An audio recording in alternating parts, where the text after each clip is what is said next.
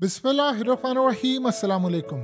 खुदा से पनाह मांगिए, शायद हम बिल्कुल चंद कदम अब दूरी पर रह गए हैं कि दुनिया की सबसे खतरनाक जंग जो छिड़ने वाली है, जो असल में इजराइल छिड़वाने जा रहा है क्योंकि वो फ़लस्तीन के अंदर जंग नहीं जीत पा रहा, लिहाजा उसने रीजनल जंग बनानी है। 12 ममालिक की इकट्ठी आखिरी वार्निंग और स्टेटमेंट, ज्वाइंट स्टेटमेंट आई है, ये आपकी स्क्रीन पर चल रही है, जो व्हाइट हाउस ने जारी की है अमेरिका की जानिब से। ये 12 ममालिक America, Australia, Bahrain, Belgium, Canada, Denmark, Germany, Italy, Japan, Netherland, New Zealand और यूनाइटेड किंगडम। इन्होंने कहा है, सबसे पहले जरा समझ, इन्होंने क्या कहा। उन्होंने कहा कि ये जो हौसियों ने हमला करना शुरू किया है रेड सी के अंदर, ये इलीगल है, बिल्कुल अनएक्सेप्टेबल है। ये लास्ट वार्निंग वो दे रहे हैं कि अब कोई हमला हुआ तो उसके बाद जंग होगी। उन्होंने कहा कि कोई इसकी जस्टिफिकेशन नहीं दी जा सकती कि आप सिविलियन के जो शिप आते हैं या नेवल वेसल आते हैं उन पर हमले करें। ये कमर्शियल शिप हैं और आप उनके ऊपर ड्रोन्स मारें, बॉट से हमला करें, मिसाइल मारें और उसके बाद आप एंटी शिप बैलिस्टिक मिसाइल्स मारें इसके ऊपर। उसने कहा ये सीधा सीधा फ्रीडम ऑफ नेविगेशन के ऊपर हमला है, जिससे दुनिया की ग्लोबल ट्रेड मुतासिर हो रही है। हम आपको क्लियरली बता देना चाहते हैं कि दुनिया की 15% जो ग्लोबल ट्रेड है यहाँ से होती है। 8% ग्लोबल ग्रेन जाता है, 12% ऑयल है, इसी तरह दुनिया की 8% LNG यहाँ से जाती है। ये तमाम शिपिंग कंपनीज इस वक्त अपना रूट बदल रही हैं कि जी मामलात होगा, फलाना होगा। अब इस वक्त हम कह रहे हैं बिल्कुल लास्ट क्लियरली मैसेज कि यहाँ पर हालात खराब हो चुके हैं और हमारे लिए मसला हो गया, क्योंकि कीमतें बढ़ रही हैं, रूट बदल रहा है, टाइम जा रहा है। लास्ट वार्निंग हम दे रहे हैं हौसियों को कि अगर अब कोई हमला हुआ या किसी को नुकसान पहुंचा तो फिर आखिरी बार हम आपको कह रहे हैं कि जिम्मेदारी आपके ऊपर आएगी। जो भी फिर इसका रिएक्शन होगा और या किसी को नुकसान पहुंचेगा, बस फिर आप तैयार रहिएगा, आप जिम्मेदारी लें और उसके बाद किसी सूरत हम यहाँ पर नहीं होने देंगे। सादा अल्फाज में समझ लें, 12 ममालिक ने, वो अलग बात है कि हमले के लिए कितने मुल्क आएंगे, अभी तक तो अमेरिका और बरतानिया और कोई आया नहीं। 12 ममालिक ने आज ऐलाने जंग कर दिया है और कहा है कि अगर दोबारा कोई हमला हुआ, आज आप जानते हैं कि इन्होंने फिर हमला किया था और आज तो अमेरिका बुरी तरह फेल हो गया था, क्योंकि आज जिस शिप के ऊपर हमला हुआ, जिस कंपनी पर, वो तो अमेरिका साथ लेकर चल रहा था।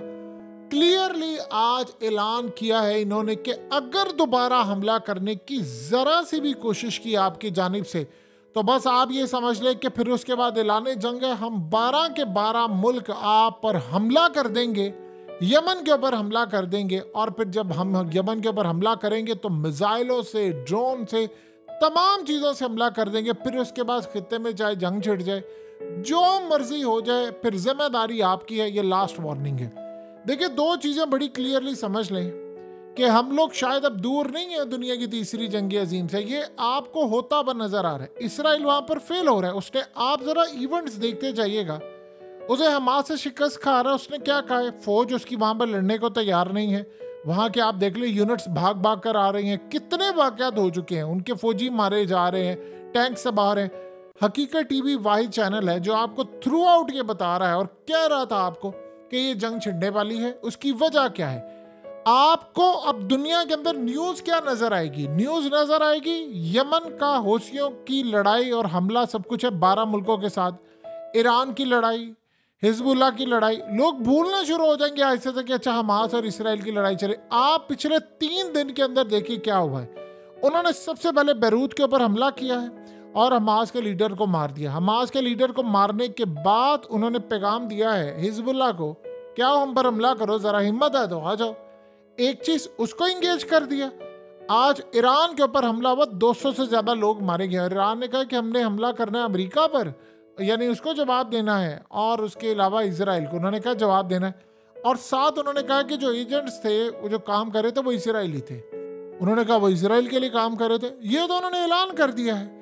अब उसके बाद आप जरा गौर कीजिए कि एक तरफ ये काम हुआ, ये सूरत हाल होगी, और साथ ही आज हौसियों के खिलाफ 12 ममालिक की ज्वाइंट स्टेटमेंट, जिसमें उन्होंने लास्ट वार्निंग दे दी कि ये आखिरी चीज है, अब दोबारा हमला हुआ तो हमारी तरफ से जंग छिड़ जाएगी और हम इतना बुरा हमला और आपको जवाब देंगे आप बर्दाश्त नहीं कर पाएंगे। असल में अब आपको एक चीज समझ आ जानी चाहिए कि ये रीजनल जंग बन रही है और ये रीजनल नहीं रहेगी, ये वर्ल्ड वार बन जाएगी, ये बननी है वर्ल्ड वार। देखिए यमन ने यहाँ पर नहीं रुकना, नंबर 1। अब जरा एक एक करके समझते जाते हैं कि अब ये होने क्या वाला है। यमन ने किसी सूरत नहीं रुकना, ये कोई गलत फहमी में ना रहे, उन्होंने हमले करने हैं, हर सूरत करने हैं, वो तैयार बैठे हुए हैं, उन्होंने बहुत बड़े हमले करने हैं। नंबर 1 उन्होंने शिप तबाह करने। इन्होंने प्लान क्या करना है, इन्होंने प्लान अब ये करना है कि इन्होंने यानी अमेरिका शुरुआत करेगा यमन की मिलिट्री बेसिस के ऊपर इन्होंने हमला करना है, जो सबसे बड़ी बात है रूसियों की। जब ये मिलिट्री बेसिस पर हमला करेंगे फिर अमेरिका पर ताबड़तोड़ हमले शुरू हो जाएंगे। ये 12 जो ममालिक हैं इनमें से किसी भी कंपनी का जहाज या फिर इन ममालिक का कोई भी माल आ रहा होगा फिर वो भी रुकेगा। अभी तो आपको ये नजर आ रहा है ना मामला सारा कि जो इसराइल के लिए माल लेकर जा रही है इसराइल की कंपनी हमले उन पर है। फिर ये होगा कि इन ममालिक की भी जो कंपनीज शिपिंग कंपनीज होगी उनको या इन तक भी जो माल जा रहा होगा उस पर भी हमले हो जाएंगे। ना तेल को वो जाने देंगे, ना सामान जाने देंगे, ना कुछ। सबसे पहले आपको 2 चीजें नजर आएंगी। जो LNG की कीमत है वो आसमान पर चली जाएगी। तेल की जो कीमत है वो भी आपको बहुत ज्यादा ऊपर नजर आएगी। देखिए शिपिंग रुकना और फिर उसके बाद जंग छिड़ जाना रेड सी के अंदर, ये 2 डिफरेंट चीजें हैं। नंबर 2 ये सूरत हाल होगी कि ये जंग छिड़ जाएगी, इसके बाद ये सारे मिसाइलों से हमला करना शुरू कर देंगे, फिर इनके ऊपर हमले होंगे। फिर सबसे बड़ा मसला है कि इन सब ममालिक के जो फौजी अड्डे होते हैं वहां पर इन्होंने हमले करने, और फिर ये हमले कैसे होंगे। जब ये जंग छिड़ेगी तो जो मलेशियाज है, प्राइवेट मलेशिया जो ईरान के अंडर काम करते हैं पूरे खित्ते के अंदर, वो अमेरिका और उसके इत्तेहादी जो जो आएगा उन सब पर हमले शुरू कर देंगे। और उसके बाद फिर अमेरिका जाहिर सी बात है कॉल करेगा नेटो को कि आप आओ। अब उसमें से कितने मुल्क आते हैं ये एक अलग बात है, ये एक अलग सूरत हाल है। उसके बाद ईरान ने अब ज़ाती बदला लेना है। ईरान ने जो आज हमला हुआ है उन्होंने इसका ज़ाती बदला लेना है, और वो बदला किस तरह उन्होंने इजराइल पर हमला करना है लाजमी, चाहे वो हिजबुल्लाह के थ्रू करवाएं, यमन के थ्रू करवाएं, लेकिन बड़ा हमला करना है। और इनका प्लान ये होगा कि हम उस लेवल की कोई लीडरशिप, देखिए आज 200 से ज़्यादा बंदा मारा गया, और ये सूरत हाल इसराइल के लिए इतनी ज़्यादा जो अहम थी कि उन्होंने इस पर क्या जवाब दिया। उन्होंने कहा जी हम इस पर कमेंट ही कोई नहीं करते। ये उनकी बड़ी सूरत हाल है कि हम जी कुछ नहीं करते। उन्होंने आप देखे कि कैसे दुनिया को सारे मामलात को इकट्ठा करके एक तरफ वहां पर पहुंचा दिया है कि जहां पर सारे अब आपस में लड़ने वाले। लड़ाई थी इसराइल की कि उसने जमीन पर कब्जा कर रहा था और वो पूरे का पूरा इलाका हड़पना चाह रहा था। लड़ाई अब किन की चली गई है, 12 मुल्कों की, यमन के साथ, ईरान के साथ। ईरान के बाद आप देख लें कि करते करते अब ये जब सारे जाएंगे तो फिर अल्टीमेटली इन्होंने काम ये करना है कि ईरान पर हमला करना है, और ईरान पर जब होगा तो चाइना और रशिया उसके बाद खड़ा हो जाएगा। फिर आप ये देखिए कि खित्ते का जो सुकून है या खित्ते की जो सूरत हाल है वो कहाँ पर जाएगी। देखिए एक दफ़ा ये मामला यहाँ पर शुरू हो गया तो फिर जाहिर सी बात है ईरान कोशिश करेगा कि भाई हमले करना शुरू कर दे। बहुत सारे ममालिक अभी न्यूट्रल हैं, अभी बहुत सारे साइड पर हैं। आप जानते हैं कि अभी क्या मामला हो रहा है, बैकडोर चैनल पर कई ममालिक यमन ईरान के साथ मुज़ाकरात कर रहे हैं, मामला तय कर रहे हैं। वो कह रहे हैं कि आप ये ना करें। असल में उनका स्टैंड एक ही है, ये काम कोई नहीं कर रहा कि इसराइल को हम रोक लें। आप इसराइल को रोक लें तो दुनिया के अंदर सुकून आ जाएगा, लेकिन क्या करें, हम उस जंग का क्या करें जो नेतन्याहू को उनके मजहबी पेशवा ने कहा हुआ है कि जंग जब तक के खूनखार तीसरी जंग अजीम नहीं छिड़ेगी आपका उरूज नहीं होगा। वो कह रहे हैं कि हमारा निजात दहिंदा नहीं आएगा, हमें दुनिया में हुकूमत दिलाने वाला नहीं आएगा। तो उस काम के लिए तो उनको तीसरी जंग अजीम छेड़नी है, तो वो छेड़ रहे हैं और वो कर रहे हैं। कितनी देर तक करते हैं ये आपको अंदाजा हो चला है। देखिए 3-3.5 महीने के बाद भी आपकी सूरत हाल जब ये हो जाएगी, यानी अभी 3 महीने कंप्लीट है, 3.5 महीने के बाद भी ये इजराइल की सूरत हाल ऐसी रहेगी। तो अभी 3 महीने के बाद ये 3.5 के बाद भी रहेगी, तो 15 दिन के अंदर तो आपको पता है कोई ना कोई शिप तो इन्होंने कोई ना कोई हमला करना है, वो लाजमी करेंगे। और उन्होंने अभी तो ज़हन में रखिएगा यमन ने अभी बदला अमेरिका से भी लेना है, जो उन्होंने इनकी बॉट्स तबाह की थी, बदला उन्होंने भी लेना है। अब वो कह रहे हैं जी सिविलियनशिप, सिविलियन आपको इधर नजर आते हैं? वो जो उन्होंने 22 से 24 हजार बंदा मार दिया है फलस्तीन के अंदर, आपको वो सिविलियन नजर नहीं आते? आपको पता नहीं चलता मस्जिदें हैं या चर्च है या वहां पर आम लोगों के लिए शेल्टर्स हैं, हस्पताल है, वहां पर जाकर बताइए वियना कन्वेंशन के तहत कौन जाकर ये हमले करता है? वहां पर इनको नजर नहीं आ रहा। इन्होंने प्लान ये किया है, अमेरिका की ताकत का आज जो भरम था वो सारी दुनिया में टूट चुका है। उसकी वजह यह है कि ना चाहते हुए भी एक ऐसा मुल्क जिसकी सिर्फ आबादी 90 लाख है और उसने पूरी दुनिया में 8.25 अरब की आबादी को जंग में धकेलने जा रहा है। एक होता है कि आप दुनिया में 1% कह देते कि यार 1% आबादी वाला मुल्क, 1% आप भूल जाएं, आपसे 90 लाख लेके 90 लाख में से 6-7 लाख लोग जो है वो पहले जा चुके हैं। अब ये जंग जब रीजनल है, उसको पता चल गया है इसराइल को वो जंग नहीं जीत सकता। जब बताइए वो जंग नहीं जीत सकता तो दो ही सूरत हाल होती है ना।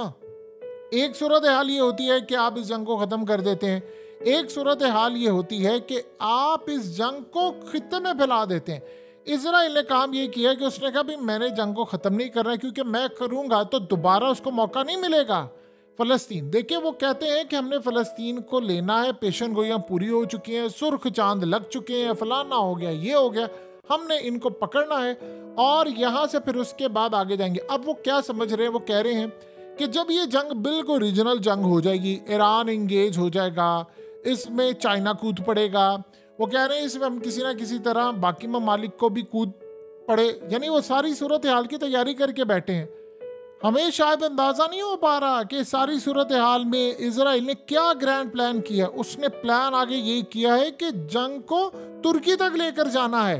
हर मुस्लिम मुल्क जिससे उसको खतरा है कि वो कहीं इस जंग के अंदर किसी भी, चाहे अवामी दबाव के तहत हो या किसी तरह जंग में ना आ जाए, उसे उसको जंग में शामिल करना है। अब उसका नेक्स्ट टारगेट क्या होगा? इंडिया से उसने पाकिस्तान पर हमला करवाना। देखिए 7 साउथ एशियन कंट्रीज के इलेक्शन है 2024 के अंदर, उसने हमला करवाना है पाकिस्तान के ऊपर, ताकि पाकिस्तान तो इंगेज रहे, चाइना को भी इंगेज कर ले हम साथ। फिर उसके बाद आप ये देखिए ईरान को उसने इंगेज करना है, उसने सारे ममालिक को करना है, और सबसे बढ़कर तुर्की।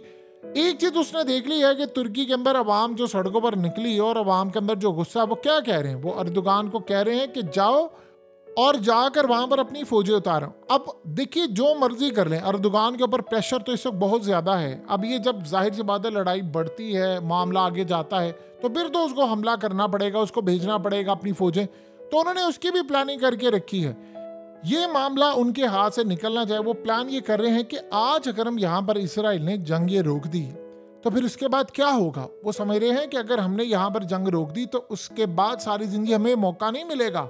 देखिए मिसाल के तौर पर आज यहाँ पर ये जंग रोक देते हैं, तो जंग रोकने के बाद अगला मरहला क्या होगा? जाहिर सी बात है गजा के अंदर कंस्ट्रक्शन होगी, चीज़ें होंगी, कंपनीज आएंगी, अक़वाम मुत्तहिदा, एड और सारी चीज़ें यहाँ पर आना शुरू हो जाएंगी, मीडिया आएगा, तो वो चाहेगा कि सारी सूरत हाल सामने आए। इसके बाद उसका प्लान क्या है समझ लीजिए। जंग तो वो जीत नहीं रहा, जाहिर सी बात है हमास है, उसका मुकाबला हो नहीं पा रहा और वो पूरी तरह हार रहे, तो वो क्या करेंगे फिर? What next? उनके पास प्लान क्या है? एक तो उन्होंने रीजनल जंग छिड़वा दी, तो वो काम ये करेंगे जो उन्होंने पहले से इसका खदशे का इजहार किया था, वो कोई बड़े पैमाने पर बहुत बड़ा कोई हमला कर सकते हैं। इसी दौरान याद रखिएगा उनका निशाना मस्जिद अक्सा के ऊपर मिसाइल दागने का भी है, ये ज़हन में रखिएगा। वो नाम देखिए, जब दुनिया में जंग छिड़ी होगी, ऑलरेडी जंग चली होगी, 12 ममालिक या नेटो के भी ममालिक आ जाएंगे और सारे पूरा खित्ता जंग की लपेट में होगा, तो क्या होगा फिर? वो मस्जिद अक्सा पर कोई एक आधा मिसाइल मार के कहेंगे जी इन्होंने किया था। अब उसके बाद उनका प्लान एक और सबसे बड़ा है कि एक बहुत बड़ा कोई हमला कर दें, कोई न्यूक्लियर फलाना, कोई ऐसी सूरत हाल कि हम तो जीत नहीं रहे, तो उसके बाद इसको कर लें ऐसे ही मैनेज, ताकि ये जंग चल रही होगी तो हमें कोई फर्क नहीं पड़ता। वो सब कुछ करने को तैयार है। आपने अगर तारीख नहीं पढ़ी तो आपने कुछ नहीं पढ़ा। पहली जंग अजीम करवाई इन्होंने तो इसराइल का क़याम का ऐलान हुआ, दूसरी करवाई तो इसराइल का वजूद आया, तीसरी करवा कर वो चाह रहे हैं पूरी दुनिया पर राज करें ताकि फ़लस्तीन पूरा सारा ले ले। आप बताइए उनके मिनिस्टर क्यों ये बात कह रहे हैं, वहाँ पर नेतन्याहू और उसकी कैबिनेट क्यों ये बात कह रही है कि हम 2000 साल के बाद दोबारा पहली मर्तबा गजा फतह करने जा रहे हैं, अब ये हमारा होगा, हमारे पुरख, हमारे अबाओ अजदाद यहाँ पर थे। इस तरह की बातें करने का मकसद क्या होता है? इसका साफ मतलब होता है कि वो एक बहुत बड़ा हमला जो उन्होंने सोचा हुआ था वो करने जा रहे हैं। देखिए, दुनिया रोक नहीं पाई इजराइल को, और आज आप देख लें कि पूरी दुनिया जंग के दहाने पर है। किसी को परवाह नहीं है कि हो क्या रहा है। अगर इजराइल को आप रोक लेते तो शायद ये सब कुछ ना होता, लेकिन अब शायद बहुत देर हो गई है।